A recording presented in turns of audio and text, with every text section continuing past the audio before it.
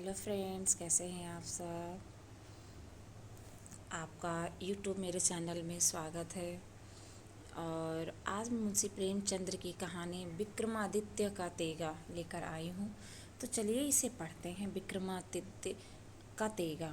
बहुत जमाना गुजरा। एक रोज़ पेशावर के मौजे महानगर में प्रकृति की एक आश्चर्यजनक लीला दिखाई पड़ी। अंधेरी रात थी। बस्ती से कुछ दूर बरगद के एक छाहदार पेड़ के नीचे एक आग की लौ दिखाई पड़ी और एक झलमलाते हुए चिराग की तरह नजर आती रही। गांव में बहुत जल्द यह खबर फैल गई। वहां के रहने वाले एक विचित्र दृश्य देखने के लिए यहाँ वहाँ इकट्ठे हो गए। औरतें जो खाना पका रही थी, हाथों में गूथा हुआ आटा लपेटे बाहर निकल आईं। बूढ़ों ने बच्चों को कंधे पर बिठा लिया और खांसते हुए आ खड़े हुए।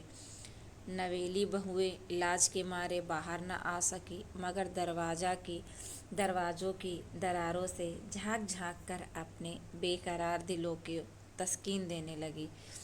उस गुंबदनुमा पेड़ के नीचे अंधेरे के उस अथाह समुंदर में रोशनी का यह धुंधला सोला पाप के बादलों से घिरी हुई आत्मा का सजीव उदाहरण पेश कर रहा था। टेक सिंह ने ज्ञानियों की तरह सिर हिलाकर कहा, मैं समझ गया, भूतों की सभा हो रही है। पंडित चेतराम ने विद्वानों के समान विश्वास से कहा, तुम क्या जानो, मैं तह पर पहुंच गया। सांप मणि छोड़कर चरने गया है। इसमें जिसे शक हो जाकर देखा है। मुंशी गुलाब चंद बोले, इस वक्त जो वहां जाकर मणि को उठा लाए, उसके राजा होने में शक नहीं, मगर जान जोखिम है। प्रेम सिंह एक बूढ़ा जाट था। वह इन महिलाओं की बातें बड़े ध्यान से सुन रहा था। प्रेम सिंह दुनिया में अकेला था। इसकी सारी उम्र लड़ाइयों में खर्च हुई थी, मगर जब जिंदगी की शाम आई और सुबह की जिंदगी के टूटे फूटे झोपड़े में आया तो उसके दिल में एक ख्वाहिश पैदा हुई। अफसोस दुनिया में मेरा कोई नहीं, काश मेरे भी कोई बच्चा होता। जो ख्वाहिश शाम के वक्त चिड़ियों की घोंसलों में खींच लाती है, जिस ख्वाहिश से बेकरार होकर जानवर शाम को अपने थानों की तरफ चलते हैं, वही ख्वाहिश प्रेम सिंह के दिल में मौजें मारने लगी। ऐसा कोई नहीं जिससे वह रात के वक्त कौर बना बना कर खिलाए। ऐसा कोई नहीं जिसे वह रात के वक्त लोरियां सुना सुना कर सुलाए। यह आकांक्षाएं प्रेम सिंह के दिल में कभी न पैदा हुई थी, मगर सारे दिन का अकेलापन इतना उदास करने वाला नहीं होता जितना शाम का। एक दिन प्रेम सिंह बाजार गया हुआ था। रास्ते में उसने देखा कि एक घर में आग लगी हुई है। आग के ऊंचे ऊंचे डरावने शोले हवा में अपने झंडे लहरा रहे हैं। एक औरत दरवाजे पर खड़ी सर पीट पीट कर रो रही है। यह बेचारी विधवा स्त्री थी। उसका बच्चा अंदर सो रहा था। घर में आग लग गई। वह दौड़ी कि गांव के आदमियों को आग बुझाने के लिए बुलाए, कि इतने में आग ने जोर पकड़ लिया और अब तमाम जलते हुए शोलों का उमड़ा हुआ दरिया उसे उसके प्यारे बच्चे से अलग किए हुआ था। प्रेम सिंह के दिल में उस औरत की दर्दनाक आहें चुभ गई। वह बेधड़क आग में घुस गया और सोते हुए बच्चे को गोद में लेकर बाहर निकल आया। विधवा स्त्री ने बच्चे को गोद में ले लिया। उसके कोमल गालों को बार बार चूम कर आंखों में आंसू भर लाई और बोली, महाराज, तुम जो कोई हुई हो, जो मैं आज अपना बच्चा तुम्हें भेंट करती हूँ। तुम्हें ईश्वर ने और भी लड़के दिए होंगे, उन्हीं के साथ इस अनाथ की भी खबर लेते रहना।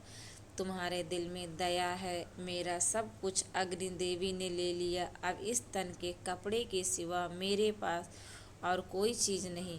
मैं मजदूरी करके अपना पेट पाल लूँगी। यह बच्चा अब तुम्हारा है। प्रेम सिंह की आंखें डबडबा गई। बोला, बेटी, ऐसा ना कहो। मेरे घर चला और ईश्वर ने जो कुछ रूखा सूखा दिया है वह खाओ। मैं भी दुनिया में बिल्कुल अकेला हूँ। कोई पानी देने वाला नहीं है। क्या जाने परमात्मा ने इसी बहाने से हम लोगों को मिलाया हो। शाम के वक्त जब प्रेम सिंह घर लौटा तो उसकी गोद में एक हंसता हुआ फूल जैसा बच्चा था और पीछे पीछे एक पीली और मुरझाई औरत। आज प्रेम सिंह का घर आबाद हुआ। आज से उसे किसी ने शाम के वक्त नदी के किनारे खामोश बैठे नहीं देखा।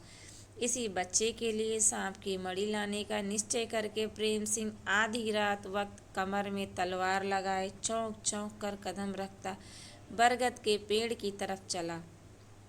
जब पेड़ के नीचे पहुंचा तो मणि की दमक ज़्यादा साफ नजर आने लगी, मगर सांप का कहीं अता पता ना था।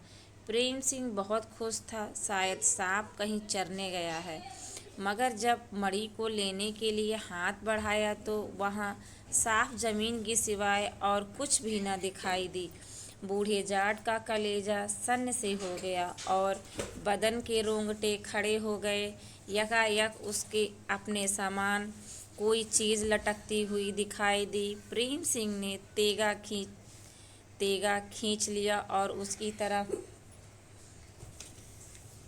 उसकी तरफ लपका, मगर देखा तो वह बरगद की एक जटा थी। अब प्रेम सिंह का डर बिल्कुल दूर हो गया। उसने उस जगह को जहाँ से रोशनी की लौ निकल रही थी अपनी तलवार से खोदना शुरू किया। जब एक बित्ता जमीन खुद गई तो तलवार किसी सख्त चीज से टकराई और लौ भड़क उठी।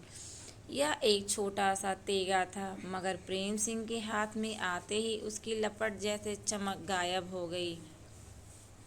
एक छोटा सा तेगा था, मगर बहुत आबदार। उसकी मूठ में अनमोल जवाहरात जड़े हुए थे और मूठ के ऊपर विक्रमादित्य खुदा हुआ था।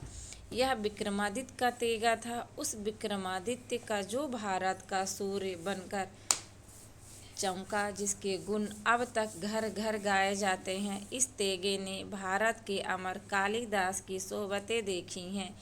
जिस वक्त विक्रमादित्य रातों को वेश बदलकर दुख दर्द की कहानी अपने कानों सुनने और अत्याचारों की लीला अपनी संवेदनशील आँखों से देखने के लिए निकलते थे, यही आबदार तेगा उनके बगल की शोभा हुआ करता था।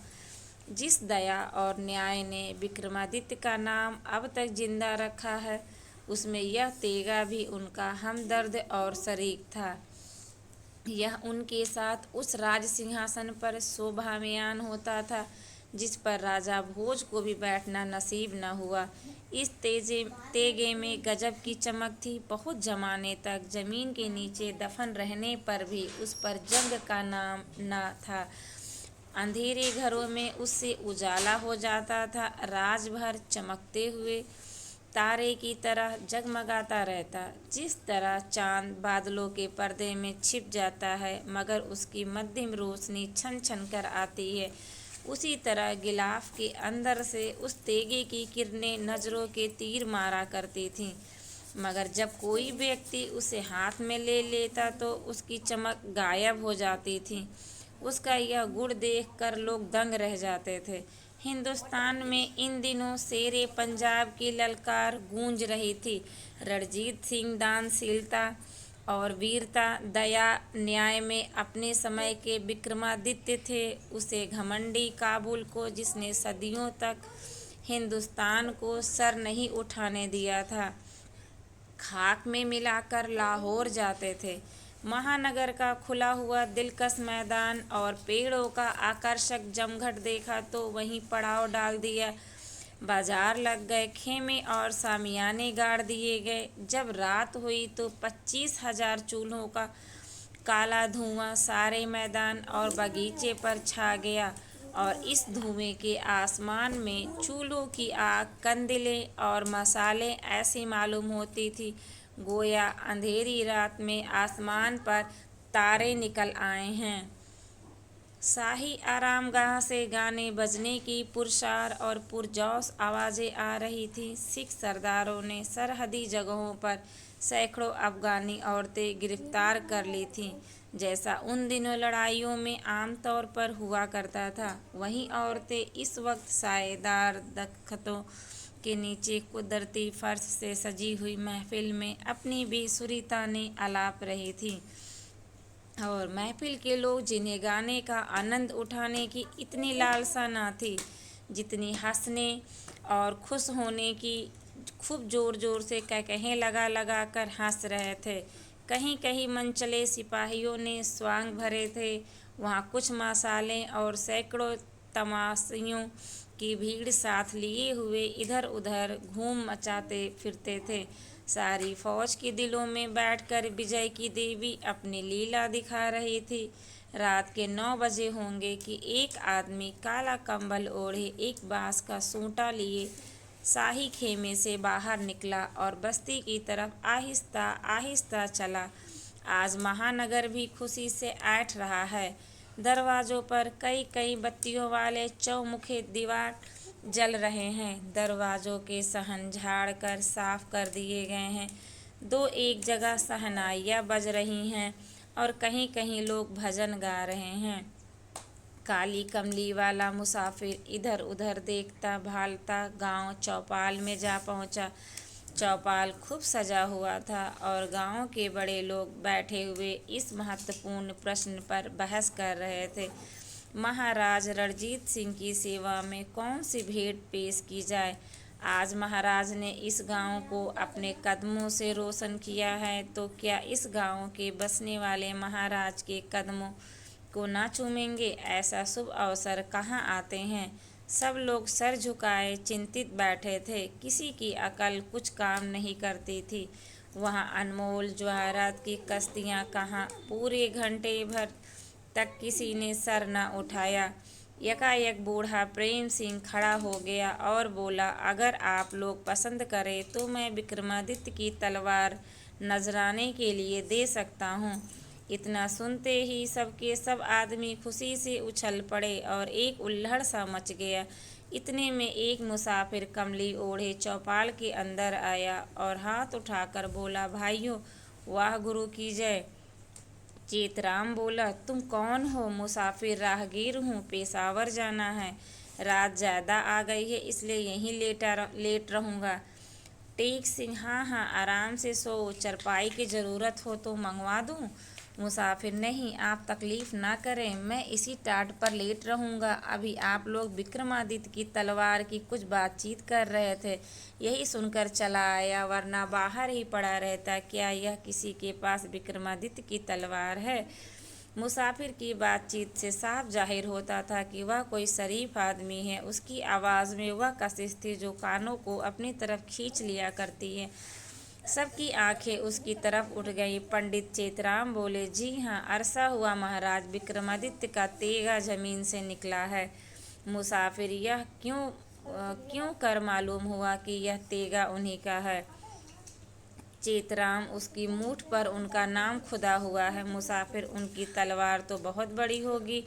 चेतराम, नहीं, वह तो एक छोटा सा निमचा है। मुसाफिर, तो फिर उसमें कोई खास गुण होगा। चेतराम, जी हाँ, उसके गुण अनमोल हैं, देखकर अक्ल दंग रह जाती है। जहाँ रख दो उसमें जलते चिराग की रोशनी पैदा हो जाती है। मुसाफिर, ओफो। चेतराम, मगर ज्यों ही कोई आदमी उसे हाथ में ले लेता है उसकी सारी चमक धमक गायब हो जाती है। यह अजीब बात सुनकर उस मुसाफिर की वह कैफियत हो गई जो आश्चर्यजनक कहानी सुनने से बच्चों की हो जाया करती है। उसकी आँख और भंगिमा से अधिरथ प्रकट होने लगी। जोश से बोला, विक्रमादित्य, तुम्हारे प्रताप को धन्य है। जरा देर बाद वह फिर बोला, वह कौन बुजुर्ग है जिनके पास यह अनमोल चीज़ है। प्रेम सिंह ने गर्व से कहा, मेरे पास है। मुसाफिर, क्या मैं उसे देख सकता हूँ। प्रेम सिंह, हाँ, मैं आपको सवेरे दिखाऊंगा, मगर नहीं ठहरिए। सवेरे तो हम उसे महाराज रणजीत को भेंट करेंगे। आपका जी चाहे तो इसी वक्त देख लीजिए। दोनों आदमी चौपाल से उठ चल खड़े हुए। प्रेम सिंह ने मुसाफिर को अपने घर में ले जाकर तेगी के पास खड़ा कर दिया। इस कमरे में चिराग न था, मगर सारा कमरा रोशनी से जगमगा रहा था। मुसाफिर ने पुरजोश आवाज़ से कहा, विक्रमादित्य, तुम्हारे प्रताप को धन्य है। इतना जमाना गुजरने पर भी तुम्हारी तलवार का तेज कम नहीं हुआ। यह कहकर उसने बड़े चाव से हाथ बढ़ाकर तेग को पकड़ लिया, मगर उसका हाथ लगाते ही तेग की चमक जाती रही और कमरे में अंधेरा छा गया।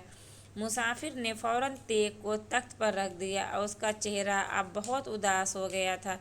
उसने प्रेम सिंह से कहा, क्या तुम यह तेगा रणजीत सिंह को भेंट दोगे? वह इसे हाथ में लेने योग्य नहीं है। यह कहकर मुसाफिर तेजी से बाहर निकल आया।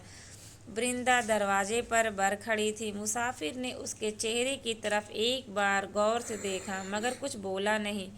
रात आधी से ज़्यादा गुजर चुकी थी मगर फौज में शोरगुल बदस्त जारी था। खुशी के हंगामे ने नींद को सिपाहियों की आंखों से दूर भगा दिया। अगर कोई अंगड़ाई लेता या ऊँघता नजर आ जाता तो उसके साथी उसे एक टांग से खड़ा कर देते हैं। यकायक यह खबर मशहूर हुई कि महाराज इसी वक्त कूच करेंगे। लोग ताज्जुब में आ गए कि महाराज ने क्यों इस अंधेरी रात में सफर करने की ठानी है, इस डर से कि फौज को इसी वक्त कूच करना पड़ेगा। चारों तरफ खलबली सी मच गई। वह खुद थोड़े से आजमाए हुए सरदारों के साथ रवाना हो गए। इसका कारण किसी की समझ में नहीं आया। जिस तरह बांध टूट जाने से तालाब का पानी काबू से बाहर होकर जोर शोर के साथ बह निकलता है, उसी तरह महाराज के जाते ही फौज के अफसर और सिपाही होश हवास खोकर मस्तियां करने लगे। वृंदा को विधवा हुए 3 साल गुजरे हैं। उसका पति एक बेफिक्र और रंगीन मिजाज आदमी था। गाने बजाने से उसे प्रेम था। घर की जो कुछ जमा जथा थी वह सरस्वती और उसके पुजारियों को भेंट कर दी गई। 3 लाख की जायदाद 3 साल के लिए काफ़ी न हो सकी मगर उसकी कामना पूरी हो गई। सरस्वती देवी ने उसे आशीर्वाद दिया और उसे संगीत कला में ऐसा कमाल पैदा किया कि अच्छे अच्छे गुणी उसके सामने जबान खोलते डरते थे। गाने का उसे जितना शौक था उतनी ही मोहब्बत उसे वृंदा से थी। उसकी जान अगर गाने में बसती तो दिल वृंदा की मोहब्बत से भरा हुआ था। पहले छेड़छाड़ में और फिर दिल बहलाव में के लिए वृंदा को कुछ गाना सिखाया। यहाँ तक तो उसको भी इस अमृत का स्वाद मिल गया। यद्यपि उसके पति को मरे 3 साल गुजरे गए हैं, उसके सांसारिक सुखों को अंतिम नमस्कार कर लिया। यहाँ तक कि किसी ने उसके गुलाब के से ओंठों पर मुस्कुराहट की झलक नहीं देखी। मगर गाने की तरफ अभी तक उसकी तबीयत झुकी हुई थी। उसका मन जब कभी बीते हुए दिनों की तरह याद से उदास होता तो वह कुछ गाकर जी बहला लेती है। लेकिन गाने में उसका उद्देश्य इंद्रिय का आनंद नहीं होता है, बल्कि जब वह कोई सुंदर लाग आलापने लगती है तो ख्याल में अपने पति को खुशी से मुस्कुराते हुए देखती है। वह काल्पनिक चित्र उसके गाने का प्रशंसा करता हुआ दिखाई देता है। गाने में उसका लक्ष्य अपने स्वर्गीय पति की स्मृति को ताज़ा करना है। गाना उसके नज़दीक पतिव्रत धर्म का निवाह है। 3 पहर रात जा चुकी है। आसमान पर चांद की रोशनी मंद हो चुकी है। चारों तरफ सन्नाटा छाया हुआ है और इन विचारों को जन्म देने वाले सन्नाटे में वृंदा जमीन पर बैठी हुई मध्यम स्वरों में गा रही है। बता दे कोई प्रेम नगर की डगर। वृंदा की आवाज़ में लोच भी है और दर्द भी। उसमें बेचैन दिल को तस्कीन देने वाली ताकत भी है और सोए हुए भावों को जगा देने की शक्ति भी। सुबह के वक्त पूरब की गुलाबी आभा में सर उठाए हुए फूलों से लदी हुई डाली पर बैठकर गाने वाली बुलबुल की चहक में भी यह घुलावट नहीं होती। यह वह गाना है जिसे सुनकर अलकुश आत्माएं सिर धुनने लगती हैं। उसकी तान कानों को छेदती हुई जिगर में आ पहुँचती हैं। बता दे कोई प्रेम सिंह की डगर। मैं बौरी पग पग पर भटकूं काहूँ की कुछ नाही खबर। बता दे कोई प्रेम सिंह की डगर। यकायक किसी ने दरवाज़ा खटखटाया और कई आदमी पुकारने लगे, किसका मकान है, दरवाज़ा खोलो। वृंदा चुप हो गई। प्रेम सिंह ने उठकर दरवाज़ा खोल दिया। दरवाजे के सहन में सिपाहियों की एक भीड़ थी। दरवाज़ा खुलते ही कई सिपाही दहलीज में घुस गए और बोले, तुम्हारे घर में कोई गाने वाली रहती है, हम उसका गाना सुनेंगे। प्रेम सिंह ने कड़ी आवाज़ में कहा, हमारे यहाँ कोई गाने वाली नहीं है। इस पर कई सिपाहियों ने प्रेम सिंह को पकड़ लिया और बोले, तेरे गाने से गाने की आवाज़ आती थी, तेरे घर से गाने की आवाज़ आती थी। यह एक सिपाही बताता, क्यों नहीं रे, कौन गा रहा है? प्रेम सिंह, मेरी लड़की गा रही थी मगर वह गाने वाली नहीं है। सिपाही, कोई हो, आज तो हम गाना सुनेंगे। गुस्से से प्रेम सिंह कांपने लगा, ओठ चबाकर बोला, यारो, हमने जो जिंदगी फौज में ही काटी है, मगर कभी इस हंगामे में प्रेम सिंह की बात किसी ने न सुनी। एक नौजवान जाट ने, जिसकी आंखें नशे से लाल हो रही थी, ललकार कर कहा, इस बुड्ढे की मूछें उखाड़ लो। वृंदा आंगन में पत्थर की मूरत की तरह खड़ी यह कैफियत देख रही थी। जब उसने दो सिपाहियों को प्रेम सिंह की मूछ पकड़कर खींचते देखा तो उससे न रहा गया। वह निर्भय सिपाहियों के बीच घुस गई और ऊंची आवाज में, कौन मेरा गाना सुनना चाहता है? सिपाहियों ने उसे देखते ही प्रेम सिंह को छोड़ दिया और बोले, हाँ हाँ, हम सब तेरा गाना सुनेंगे। वृंदा, अच्छा बैठ जाओ, मैं गाती हूँ। इस पर कई सिपाहियों ने जिद की, इसे पड़ाव पर ले चलें, वहाँ खूब रंग जमेगा। जब वृंदा सिपाहियों के साथ पड़ाव की तरफ चली तो प्रेम सिंह ने कहा, वृंदा, इनके साथ जाती हो तो फिर इस घर में पैर न रखना। वृंदा जब पड़ाव पर पहुंची तो वहाँ बदमस्तियों का एक तूफान मचा हुआ था।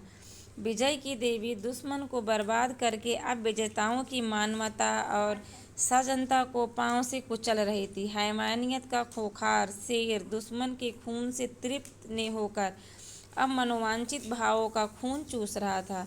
वृंदा को लोग एक सजे हुए खेमे में ले गए। यहाँ फर्शी चिराग रोशन थे, आग जैसी शराब के दौर चल रहे थे। वृंदा उस कोने पर सहमी हुई बैठी थी।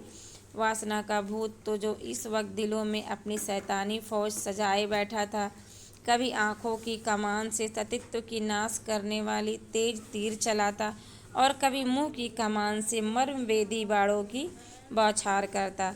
जहरीली शराब में बुझे हुए तीर वृंदा के कोमल और पवित्र हृदय को छेदते हुए पार हो जाते। वह सोच रही थी कि ऐसी द्रुपति की लाज रखने वाले कृष्ण भगवान, तुमने धर्म के बंधन से बंधे हुए पांडवों के होते हुए द्रौपदी की लाज रख रही थी। मैं तो दुनिया में बिल्कुल अनाथ हूँ, क्या मेरी लाज न रखोगे? यह सोचते हुए उसने मीरा का यह मशहूर भजन गाया, सिया रघुवीर भरोसो ऐसो। वृंदा ने यह गीत बड़े मोहक ढंग से गाया। उसके मीठे सुरों में मीरा का अंदाज पैदा हो गया था। प्रकट में वह शराबी सिपाहियों के सामने बैठी गा रही थी, मगर कल्पना की दुनिया में वह मुरली वाले श्याम के सामने हाथ बांधे खड़ी उससे प्रार्थना कर रही थी। जरा देर के लिए उस शोर से भरे हुए महल में निस्तब्धता छा गई। इस इंसान के दिल में बैठे हुए हैवान पर भी प्रेम की यह तड़पा देने वाली पुकार अपना जादू चला गई।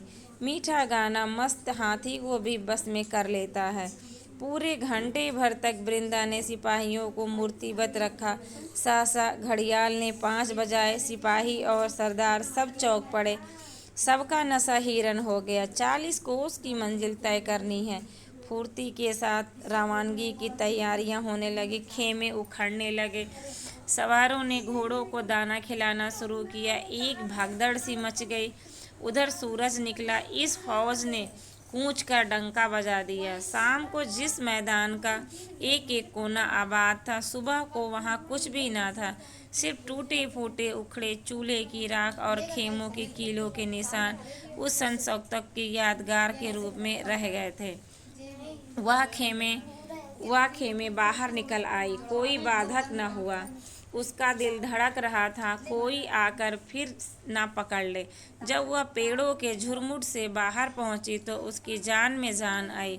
बड़ा सुहाना मौसम था। ठंडी ठंडी मस्त हवा पेड़ों के पत्तों पर धीमे धीमे चल रही थी और पूरब के क्षितिज में सूर्य भगवान की अगवानी के लिए लाल मखमल का फर्श बिछाया जा रहा था। वृंदा ने आगे कदम बढ़ाना चाहा, मगर उसके पांव न उठे। प्रेम सिंह की यह बात कि सिपाहियों के साथ हो जाती तो फिर इस घर में पैर न रखना उसे याद आ गई। उसने एक लंबी सांस ली और जमीन पर बैठ गई। दुनिया में अब उसके लिए कोई ठिकाना न था। उस अनाथ चिड़िया की हालत कैसी दर्दनाक, जो दिल में उड़ने की चाह लिए हुई बहेलियों की कैद से निकल आती है, मगर आज़ाद होने पर उसे मालूम होता है कि उस निष्ठुर बहेलियों ने उसके परों को काट दिया है। वह पेड़ों की सायेदार डालियों की तरफ बार बार हसरत की निगाहों से देखती है, मगर उड़ नहीं सकती और एक बेबसी की आलम में सोचने लगती है कि काश बहेलिया मुझे फिर पिंजरे में कैद कर लेता। वृंदा की हालत एक वक्त ऐसी ही दर्दनाक थी। वृंदा कुछ देर तक इस ख्याल में डूबी रही, फिर वह उठी और धीरे धीरे प्रेम सिंह के दरवाजे पर आई। दरवाज़ा खुला हुआ था, मगर वह अंदर कदम न रख सकी। उसके दरो दीवार को हसरत भरी निगाहों से देखा और फिर जंगल की तरफ चल गई। शहर लाहौर के एक शानदार हिस्से में ठीक सड़क के किनारे एक अच्छा साफ सुथरा 3 मंजिले मकान है। हरी भरी फूलों वाली माधवी लता ने उसकी दीवारों और मेहराबों को खूब सजा दिया है। इसी मकान में एक अमीराना ठाट बाट से सजे हुए कमरों में फैली वृंदा एक मखमली कालीन पर बैठी हुई अपनी सुंदर रगों और मीठी आवाज़ वाली मैना को पढ़ा रही है। कमरे की दीवारों पर हल्के रंग की कलई है। खुशनुमा दीवारगिरियाँ खूबसूरत तस्वीरें उचित स्थानों पर शोभा दे रही हैं। संदल और खस की प्राणवर्धक सुगंध कमरे के अंदर फैली हुई है। एक बूढ़ी बैठी हुई पंखा चला रहल रही है, मगर इस ऐश्वर्य और सब सामग्रियों के होते हुए वृंदा का चेहरा उदास है। उसका चेहरा अब भी पीला नजर आता है। मौलश्री का फूल मुरझा गया है। वृंदा अब लाहौर की मशहूर गाने वालियों में से एक है। उसे इस शहर में 3 महीने से ज़्यादा नहीं हुए, मगर इतने ही दिनों में उसने बहुत बड़ी शोहरत हासिल कर ली है। यहाँ उनका नाम श्यामा मशहूर है। इतने बड़े शहर में जिसने श्यामा बाई का पता पूछो वह यकीनन बता देगा। श्यामा की आवाज़ और अंदाज में कोई मोहिनी है जिसने शहर में हर को अपना प्रेमी बना रखा है। लाहौर में बाकमाल गाने वालियों की कमी नहीं है। लाहौर उस ज़माने में हर कला का केंद्र था, मगर कोयले और बुलबुलें बहुत थीं। श्यामा सिर्फ एक थी।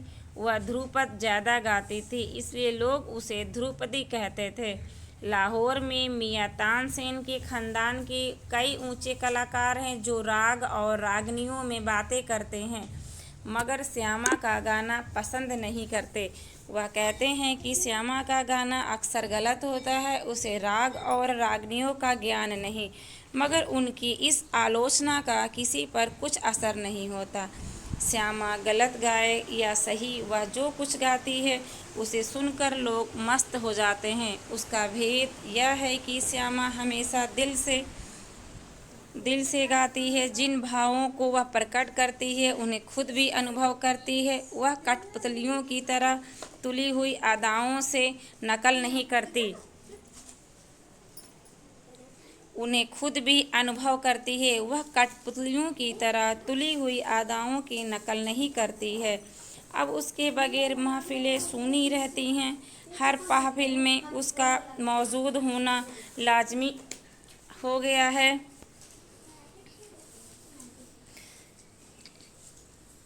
वह चाहे शोक ही गाए, मगर बगैर संगीत प्रेमियों का जी नहीं भरता।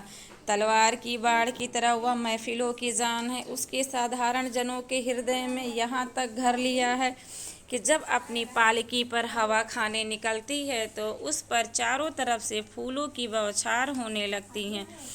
महाराज रणजीत सिंह को काबुल से लौटे हुए 3 महीने गुजर गए, मगर अभी तक विजय की खुशी में कोई जलसा नहीं हुआ। वापसी के बाद कई दिन तक तो महाराज किसी कारण से उदास थे। उसके बाद उसके स्वभाव में यकायक एक बड़ा परिवर्तन आया। उनके काबुल की विजय की चर्चा से घृणा सी हो गई। जो कोई उन्हें इस जीत की बधाई देने जाता था उसकी तरफ से मुंह फेर लेते थे। वह आत्मिक उल्लास जो मौजा महानगर तक उनके चेहरे से झलकता था, अब वहाँ ना था। काबुल को जितना उनकी जिंदगी का सबसे बड़ी आरजू थी, वह मोर्चा जो 1000 साल तक हिंदू राजाओं की कल्पना से बाहर था, उनके हाथ सर हुआ। जिस मुल्क ने हिंदुस्तान को 1000 बरस अपने मातहत रखा, वह हिंदू कौम का झंडा रणजीत सिंह ने उड़ाया। गजनी और काबुल की पहाड़ियों इंसानी खून से लाल हो गई, मगर रणजीत सिंह खुशी नहीं हैं। उनके स्वभाव की काया पलट का भेद किसी भी समझ में नहीं आता। अगर कुछ समझती है तो वृंदा समझती है। 3 महीने तक महाराज की यही कैफियत रही। इसके बाद उनका मिजाज अपने असली रंग आने लगा। दरबार की भलाई चाहने वाले इस मौके के इंतज़ार में थे। एक रोज़ उन्होंने महाराज से एक शानदार जलसा करने की प्रार्थना की। पहले तो वह बहुत कुद हुए, मगर आखिरकार मिजाज समझाने वालों की घाटे अपना काम कर गई।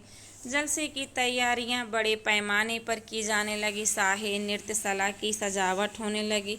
पटना, बनारस, लखनऊ, ग्वालियर, दिल्ली और पूना की नामी वेश्याओं के संदेश भेजे गए। वृंदा को भी निमंत्रण मिला। आज एक मुद्दत के बाद उसके चेहरे पर मुस्कुराहट की झलक दिखाई गई। जलसे की तारीख निश्चित हो गई। लहरों की सड़कों पर रंग बिरंगी झंडियां लहराने लगी। चारों तरफ से नवाब और राजे बड़ी शान के साथ सज कर आने लगे। होशियार फर्राशों ने नृत्यशाला को इतने सुंदर ढंग से सजाया था कि उसे देखकर लगता था कि विलास का विश्राम स्थल है। शाम के वक्त शाही दरबार जमा। महाराज साहब सुनहरे राज सिंहासन पर शोभामयान हुए। नवाब और राजे, अमीर और रईस हाथी घोड़े पर सवार अपनी सज धज दिखाते हुए एक जुलूस बनाकर महाराज की कदमबोसी को चले।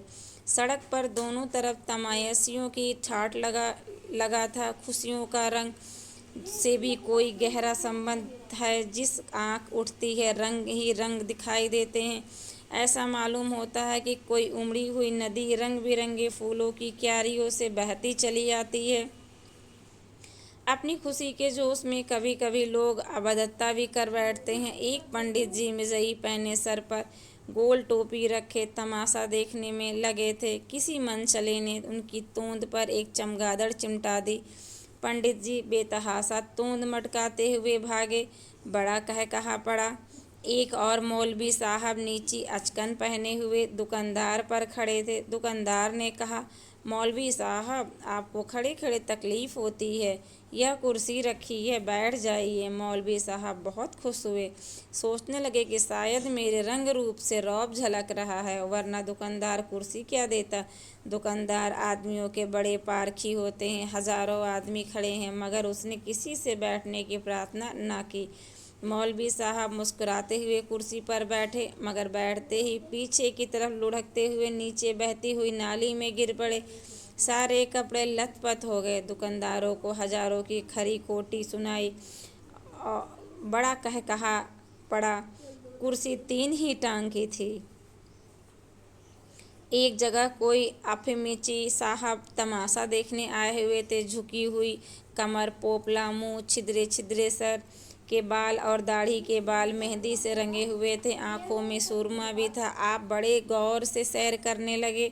इतने में एक हलवाई सर पर खोमंचा रखे हुए आया और बोला, खां साहब, जुमेरात की गुलाब वाली रेवड़ियाँ हैं, आज पैसे की आध पाव लगा दी, खा लीजिए वरना पछताइएगा। अफीमची साहब ने जेब से हाथ डाला। पैसे न थे, हाथ मलकर रह गए। मुंह में पानी भर आया। गुलाब वाली रेवड़ियों पैसे में आध पाव, न हुए पैसे नहीं तो सेरो तुला ले लेता। हलवाई ताड़ गया, बोला, आप पैसे की फिक्र ना करें, पैसे फिर मिल जाएंगे, आप कोई ऐसे वैसे आदमी थोड़े ही हैं। अफीमची साहब के बाछे खिल गई, रूह फड़की। अपने पाँव भर रेवड़ियाँ ली और जी में कहा, अब पैसा देने वाले पर लानत है, घर से निकलूंगा ही नहीं तो पैसे क्या लोगे।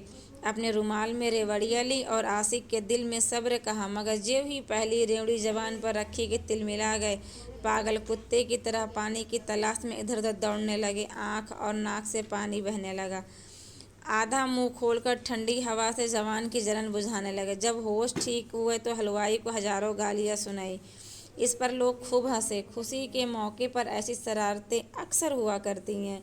इन लोगों खूब मुआफ़ी के काबिल समझते हैं, क्योंकि वह खौलाती हुई हांडी के उबाल हैं। रात के 9 बजे संगीतशाला में जमघट हुआ। सारा महल नीचे से ऊपर की तक रंग बिरंगी हांडियों और फानुसों से जगमगा रहा था। अंदर झाड़ों की बहार थी। बाकमाल कारीगर ने रंगशाला के बीच बीच अक्षर में लटका हुआ एक फव्वारा लगाया था, जिसके सुराखों से खस और केवड़ा, गुलाब और संदल का अरक हल्की फुहारों में बरस रहा था। महफिल में अंबर की बौछार करने वाली तरावट फैली हुई थी। खुशी अपनी सखी सहेलियों के साथ खुशियां मना रही थी। 10 बजे महाराज रणजीत तशरीफ लाए। उनके बदन पर तजेब की एक सफ़ेद अचकन थी और तिरछी पगड़ी बंधी हुई थी। जिस तरह सूरज क्षितिज की रंगीनियों से पाक रहकर अपनी पूरी रोशनी दिखा सकता है, उसी तरह हीरे और जवाहरात, दीवावन और हरीरवन की पुस्तक का लुत्फ सजावट से मुक्त रहकर भी महाराजा रणजीत सिंह प्रताप पूरी तेजी से चमक रहा था। चंद्रनामी शहरों में महाराज की शान में इस मौके के लिए कसीदे कहे थे, मगर उपस्थित लोगों के चेहरों से उनका दिलों में जोश खाता हुआ संगीत प्रेम देखकर महाराज ने गाना शुरू करने का हुक्म दिया। तबले पर थाप पड़ी, संजीतों ने सुर मिलाया, नींद से झपकती हुई आंखें खुल गई और गाना शुरू हो गया। रेशमी कपड़ों के नाम। उस शाही महफिल में रात भर मीठे मीठे गानों की बौछार होती रही। पीलू और पीरस, देश और विभाग के मत भरे झोंके चलते रहे। सुंदर नर्तकियों ने बारी बारी से अपना कमाल दिखाया। किसी की नाज उभरी अदाएं दिलों में खूब गईं, किसी का थिरकना कत्लेआम कर गया, किसी की रसीली तानों पर वाह वाह मच गई। ऐसी तबीयत बहुत कम थी जिन्होंने सच्चाई के साथ गाने का पवित्र आनंद न उठाया हो। 4 बजे होंगे कि श्यामा की बारी आई तो उपस्थित लोग संभल बैठे। चाव के मारे लोग आगे खिसकने लगे। खुमारी से भरी हुई आंखें चौंक पड़ी। वृंदा महफिल में आई और सर झुकाकर खड़ी हो गई। उसे देखकर लोग हैरत में आ गए। उसके शरीर पर न अब आबदार गहने थे, खुश रंग भड़कीली पेशवाज, वह सिर्फ एक गेरुए रंग की साड़ी पहने हुई थी। जिस तरह गुलाब की पखड़ी डूबते हुए सूरज की सुनहरी किरण चमकती है, उसी तरह गुलाबी ओठों पर मुस्कुराहट झलकती है और उसका आडंबर से मुक्त सौंदर्य अपनी प्राकृतिक वैभव की शान दिखा रहा था। असली सौंदर्य बनाव श्रृंगार का मोहताज नहीं होता। प्रकृति के दर्शन से आत्मा को जो आनंद प्राप्त होता है, वह सजी हुई बागीचों के सैर से मुमकिन नहीं। वृंदा ने गाया, सब दिन नहीं बार बार जाती। यह गीत इससे पहले भी लोगों ने सुना था, मगर इस वक्त का सा असर कभी दिलों पर नहीं हुआ था। किसी के सब दिन बराबर नहीं जाते, यह कहावत रोज सुनते थे। आज उसका मतलब समझ में आया। किसी रईस को वह दिन आया जब खुद उसके सिर पर ताज था। आज वह किसी का गुलाम है। किसी को अपने बचपन की लाड प्यार की गोद याद आई, किसी को वह जमाना याद आ गया जब वह जीवन के मोहक सपने देख रहा था। मगर अफसोस, जब वह सपना तितर बितर हो गया। वृंदा भी बीते हुए दिनों को याद करने लगी। एक दिन वह था कि उसके दरवाजे पर आताइयों और गाने वालों की भीड़ रहती थी और खुशियों की ओर। आज उसके आगे वृंदा कुछ सोच न सकी। दोनों हालतों का मुकाबला बहुत दिल तोड़ने वाला था, निराशा से भर देने वाला। उसकी आवाज़ भारी हो गई और रोने से गला बैठ गया। महाराज रणजीत श्यामा के तर्ज व आनंद अंदाज को गौर से देख रहे थे। उनकी तेज निगाहें उसके दिल में पहुंचने की कोशिश कर रही थी। लोग अचंभे में पड़े हुए थे। क्यों उनकी ज़बान से तारीफ और कदरतानी की एक बात ना निकली। वह खुश ना थे, वह ख्याल में डूबे हुए थे। उनकी हुलियों से साफ पता चल रहा था कि वह औरत हरगिज अपनी अदाओं को बेचने वाली औरत नहीं है। यकायक वह उठ खड़े हुए और बोले, श्यामा, बृहस्पति को मैं भी तुम्हारा गाना सुनूंगा। वृंदा के चले जाने के बाद उसका फूल सा बच्चा राजा उठा और आंखें मलता हुआ बोला, अम्मा कहाँ है? प्रेम सिंह ने उसे गोद में लेकर कहा, अम्मा मिठाई लेने गई है। राजा खुश हो गया, बाहर जाकर लड़कों के साथ खेलने लगा, मगर कुछ देर बाद फिर बोला, अम्मा मिठाई। प्रेम सिंह ने मिठाई लाकर दी, मगर राजा रो रो कर कहता रहा, अम्मा मिठाई। वह शायद समझ गया था कि अम्मा की मिठाई इस मिठाई से ज़्यादा मीठी होगी। आखिरकार प्रेम सिंह ने उसे कंधे पर चढ़ा लिया और दोपहर तक खेतों में घूमता रहा। राजा कुछ देर तक चुप रहता, फिर चौंक कर पूछने लगता, अम्मा कहाँ है? बूढ़े सिपाही के पास इस सवाल का कोई जवाब न था। वह बच्चे के पास से एक पल को कहीं न जाता और उसकी बातों में लगाए रहता। कहीं वह फिर न पूछे, अम्मा कहाँ है? बच्चों की स्मरण शक्ति कमज़ोर होती है। राजा कई दिनों तक बेकार रहा। आखिर धीरे धीरे माँ की याद उसके दिल से मिट गई। इस तरह 3 महीने गुजर गए। एक रोज शाम के वक्त राजा अपने दरवाजे पर खेल रहा था। वृंदा आती दिखाई दी। राजा ने उसकी तरफ गौर से देखा, जरा झिझका, फिर दौड़कर उसकी टांगों से लिपट गया और बोला, अम्मा आई, अम्मा आई। वृंदा की आंखों से आंसू जारी हो गए। उसने राजा को गोद में उठा लिया और कलेजे से लगाकर बोली, बेटा अभी मैं नहीं आई, फिर कभी आऊंगी। राजा इसका मतलब न समझा। वह उसका हाथ पकड़कर खींचता हुआ घर की तरफ चला।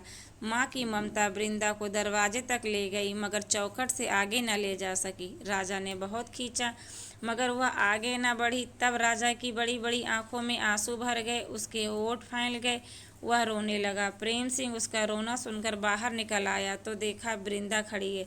चौंक कर बोला, वृंदा, मगर वृंदा कुछ जवाब न दे सकी। प्रेम सिंह ने फिर कहा, बाहर क्यों खड़ी हो, अंदर आओ।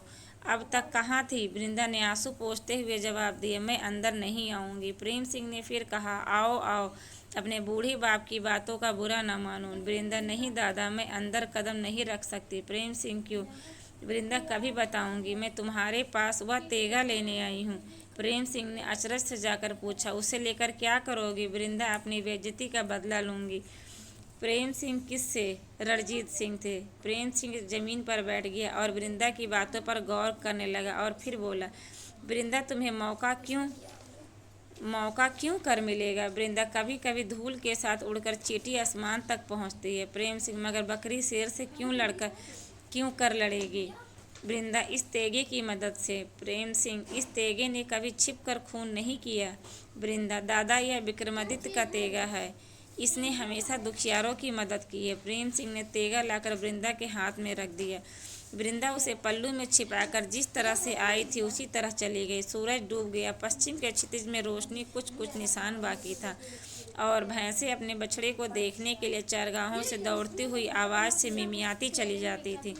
वृंदा कुछ रोता छोड़कर शाम के अंधेरे डरावनी जंगल की तरफ जा रही थी। बृहस्पति का दिन था। रात के 10 बज चुके हैं। महाराज रणजीत सिंह ने अपने विलास भवन में शोभामयान हो रहे हैं। एक रात बत्तियों वाला झाड़ रोशन है, मानो दीपक सुंदरी अपनी सहेलियों के साथ शबनम का घूंघट मुंह पर डाले हुए अपने रूम में गर्भ में खोई हुई है। महाराज साहब के सामने वृंदा गेरुए रंग की साड़ी पहने बैठी है। उसके हाथ में एक बीन है। उसके पास एक लुभावना गीत आलाप रही है। महाराज बोले, श्यामा, मैं तुम्हारा गाना सुनकर बहुत खुश हुआ, तुम्हें क्या इनाम दूँ? श्यामा ने एक विशेष भाव से सिर झुकाकर कहा, हुजूर के अख्तियार में सब कुछ है। रणजीत सिंह, जागीर लोगी? श्यामा, ऐसी चीज़ दीजिए जिसका आपका नाम हो जाए। महाराज ने वृंदा की तरफ गौर से देखा। उसकी सादगी कह रही थी कि वह धन दौलत को कुछ नहीं समझती। उसकी दृष्टि की पवित्रता और चेहरे की गंभीरता साफ बता रही थी कि वह वेश्या नहीं है जो अपनी अदाओं को बेचती है। फिर पूछा, कोहनूर लोगी? श्यामा, वह हुजूर के ताज में अधिक सुशोभित है। महाराज ने आश्चर्य में पड़कर कहा, तुम खुद मांगो। श्यामा, मिलेगा? रणजीत सिंह, हाँ। श्यामा, मुझे इंसाफ के खून का बदला दिया जाए। महाराज रणजीत सिंह चौंक पड़े। वृंदा की तरफ फिर गौर से देखा और सोचने लगे, इसका क्या मतलब है? इंसान तो खून का प्यासा नहीं होता। यह औरत जरूर किसी जालिम रईस के राजा की सताई हुई है। क्या अजब है, उसका पति कहीं का राजा हो। जरूर ऐसा ही है, उसे किसी ने कत्ल कर दिया हो। इंसाफ को खून की प्यास की हालत में होती है। इस वक्त वह इंसाफ खुखार जानवर हो जाता है। मैंने वादा किया है, वह मांगेगी वह दूंगा। उसने एक बेशकीमती चीज़ मांगी, इंसाफ के खून का बदला। वह उसे मिलना चाहिए, मगर किसका खून? राजा ने फिर पहलू बदल कर सोचा, किसका खून? यह सवाल मेरे दिल में पैदा न हो जाए। इसलिए जिसका खून मांगे उसका खून मुझे देना चाहिए। इंसान के सामने सबका खून बराबर है, मगर इंसाफ को खून पाने का हक है। इसका फैसला कौन करेगा? बैर के बुखार से भरे हुए आदमी के हाथ में इसका फैसला नहीं होना चाहिए। अक्सर एक कड़ी बात, एक दिल जला देने वाला ताना इंसाफ के दिल में खून की प्यास पैदा कर देता है। इस दिल जला देने वाले ताने की आग उस वक्त नहीं बुझती जब तक उस पर खून के छींटे न दिए जाएं। मैंने ज़बान दे दी है तो गलती हुई। पूरी बात सुने बगैर मुझे इंसाफ के खून का बदला देने का वादा हरगिज़ न करना चाहिए था। इन विचारों ने राजा को कई मिनट तक अपने में खोए हुए रखा। आखिरकार वह बोला, श्यामा, तुम कौन हो? वृंदा, एक अनाथ औरत। राजा, तुम्हारा घर कहाँ है? वृंदा, माहनगर में। रणजीत सिंह ने वृंदा को फिर गौर से देखा। कई महीने पहले रात के समय महानगर में एक भोली भाली औरत की जो तस्वीर दिल में खिंची थी, वह इस औरत से बहुत कुछ मिलती जुलती थी। उस वक्त आंखें इतनी बेधड़क न थीं, उस वक्त आंखों में शर्म का पानी था। अब सोखी की झलक है, तब सच्चा मोती था, अब झूठा हो गया। महाराज बोले, श्यामा, इंसाफ किसका खून चाहता है? वृंदा, जिसे आप दोषी ठहराएं। जिस दिन हुजूर ने रात को महानगर में पड़ाव किया था, उसी रात को आपके सिपाही मुझे जबरदस्ती खींचकर पड़ाव पर लाए और मुझे इस काबिल नहीं रखा कि लौटकर अपने घर जा सकूं। मुझे उनकी नापाक निगाहों का निशाना बनना पड़ा। उनकी बेबाक जबानों ने, उनके शर्मनाक इशारों ने मेरी इज्जत खाक में मिला दी। आप वहां मौजूद थे। आपकी बेकस रैयत पर यह जुल्म किया जा रहा था। कौन मुजरिम है? इंसाफ किसका खून चाहता है? इसका फैसला आप करें। रणजीत सिंह जमीन पर आंखें गड़ाए सुनते रहे। वृंदा ने जरा दम लेकर फिर कहना शुरू किया कि मैं विधवा औरत स्त्री हूँ। मेरी इज्जत और आबरू के रखवाले आप हैं। पति वियोग के 3.5 साल बाद मैंने तपस्वी बनकर काटे थे, मगर आपके आदमियों ने मेरी तपस्या धूल में मिला दी। मैं इस योग्य नहीं रही कि लौटकर अपने घर जा सकूं। अपने बच्चों के लिए मेरी गोद अब नहीं खुलती, अपने बूढ़े बाप के सामने मेरी गर्दन नहीं उठती। मैं अब अपने गांव की औरतों से आंखें चुराती हूँ कि मेरी इज्जत लुट गई। औरत की इज्जत कितनी कीमती चीज़ है, इसे कौन नहीं जानता। एक औरत की इज्जत के पीछे लंका का शानदार राज्य मिट गया। एक औरत की इज्जत के पीछे कौरव का वंश नाश हो गया। औरत की इज्जत के लिए हमेशा खून की नदियाँ बही हैं और राज्य उलट गए हैं। मेरी इज्जत आपके आदमियों ने ली है, इसका जवाबदेह कौन है? इंसाफ किसका खून चाहता है? इसका फैसला आप करें। वृंदा का चेहरा लाल हो गया। महाराज रणजीत सिंह, एक गंवार देहाती औरत का यह फैसला, यह ख्याल और जोशीली बातें सुनकर सकते में आ गए और कांच का टुकड़ा टूटकर तेज धार वाला छुरा हो जाता है, वही कैफियत इंसान के टूटे हुए दिल की है। आखिरकार महाराज ने ठंडी सांस